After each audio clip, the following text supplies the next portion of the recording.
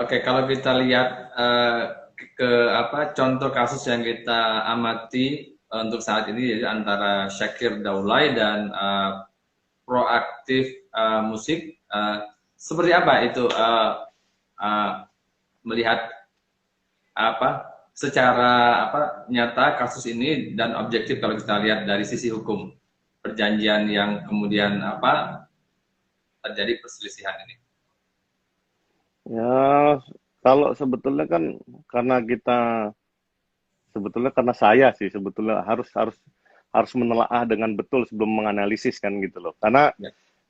saya ngambil dari kompas.com sebetulnya nih. Makanya saya agak-agak sedikit bingung-bingung gimana-gimana nih ya. Karena terus terang ada eh, awal mulanya ya ada yang ngaku sudah membeli YouTube-nya ya kan. Akun YouTube-nya dibeli sama si label.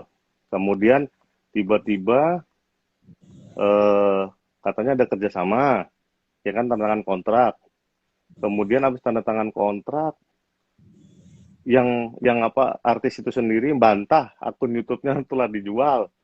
Kemudian habis itu dia membantah, dilaporin balik sama pihak label bahwa pemusik itu atau artis itu melakukan dugaan pencemaran nama baik.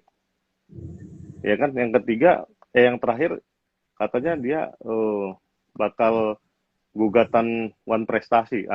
Saya terus terang agak sedikit apa namanya prihatin di sini karena ya nggak seperlunya sampai yang sejauh itu sampai ya kasarannya ini kalau baku hantam nih udah bonyok bener ini kan kasarannya bener-bener ya pinginnya saling untung tiba-tiba dihajar harus begini lapor pidana lah itulah segala macam.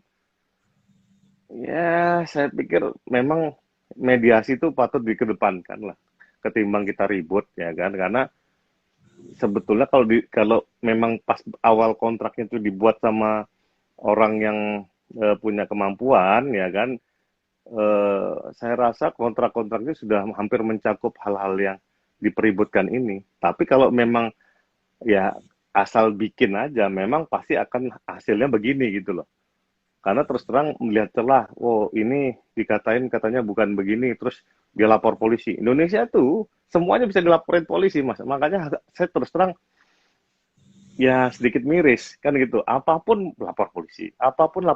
Padahal sebetulnya ini kan perdata apa yang sebetulnya yang perlu diributin ke polisi, ya kan?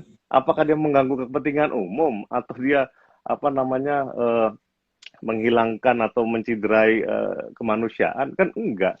Ini kan benar-benar soal duit, ya kan? Karena kontrak. Tiba-tiba dia ribut dia lapor polisi. Ya agak agak lucu aja sih. Memang ini Indonesia banget lah katakan Betul. begitu.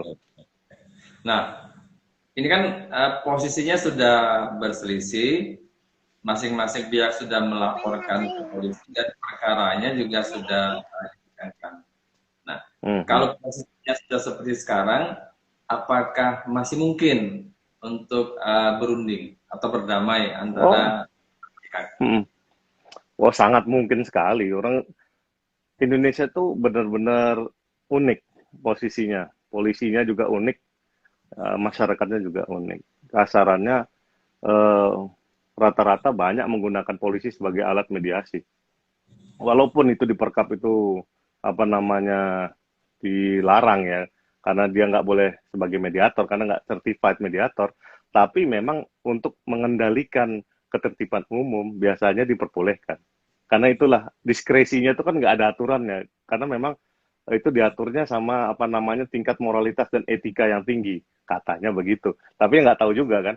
Nah makanya menurut saya tetap bisa di apa namanya bisa dimediasikan. Yang paling penting adalah yang kita permasalahkan di sini kan ada pendapatan dari YouTube itu sendiri yang sebetulnya bermasalah. Karena kenapa? Ketika itu sudah dijual belikan, berarti kan itu miliknya eh, label kan Pembeli. harusnya. Iya, Ya, pembeli ya. dong. Nah tapi tiba-tiba dia membantah, berarti kan ada nominal yang nggak diserahkan itu. Kenapa betul. laporannya begitu? Nah, itu yang satu pertanyaan. Yang kedua, tiba-tiba dia bantah kok akunnya nggak dijual. Ya memang bukan one prestasi, apa namanya, ini penipuan hitungannya. Kalau Hmm. memang sesuai dengan berita yang saya baca tadi di kompas.com kan, ya begitu bunyinya. Tapi lucunya, ya mungkin karena ya kebetulan saya kan orangnya belak-belakan kalau jadi pengacara juga kan, artinya saya nggak, ya kalau memang itu barangnya A, ya A saya bilang, nggak mungkin saya putar dulu apa segala macam, karena yang saya temukan dalam petikan berita itu mungkin karena tidak sepenuhnya eh, fakta di lapangan, memang mesti dicermati lagi, kenapa kok kedua belah pihak itu nggak pernah bisa berbicara secara eh, tenang dulu, karena kan gini loh, pasti kan ada jangka waktu, itu kan Februari kan mereka berkontrak, sekarang bulan apa nih, Agustus. Agustus. Nah, Ya. itu kan pendek waktunya. Kenapa kok sampai seribut itu gitu loh? Itu aja saya juga agak-agak aneh kan gitu. Ini laporannya juga ya lumayan dekat juga ini. Maksudnya baru-baru aja ini kan laporannya dibuat. Artinya apakah proses mediasinya itu sudah selesai? Apa langsung ya nggak ada mediasi yang lebih lanjut? Tahu-tahu langsung udah lapor polisi aja, ribut aja. Saya nggak ngerti. Tapi ya Hmm. saya menyayangkan itu terjadi karena ya namanya komersial itu ya tinggal hitung-hitungan duit lah. Tapi kan kalau gaya di Indonesia pasti ancamannya ada ancaman pidana dulu, ya kan supaya dia mau balik ke meja perundingan. Rata-rata Hmm. gitu Mas Edi. Jadi ya saya pikir ya memang kembali lagi mungkin orang-orang hukum di Indonesia, terutama industri musik, mesti juga harus banyak webinar atau apa namanya praktisi hukum di bidang musik juga harus ada konsensus-konsensus supaya kalau perkara yang kayak gini ini penanganannya bagaimana? Ya. Oke. Ya ketimbang langsung kasarnya polisi dulu, terus ketemu cabut laporan, terus gimana bagi-bagi ya. Ya sebetulnya kan nggak perlu juga sampai ke polisi sampai ribut di media panjang lebar begitu, kan harusnya tinggal diobrolin aja kan beres. Nah, Ya. tapi Jadi yang saya cermati utamanya itu sebetulnya pasti perjanjian ini banyak yang cacat karena bisa dengan santainya yang penjual akun ini bilang saya nggak jual tuh, ini cuma pinjam meminjam uang. Ya kan ini agak agak menarik juga gitu loh. Karena tiba-tiba dia bilang saya tidak melanggar kontrak karena saya cuma pinjam duit aja.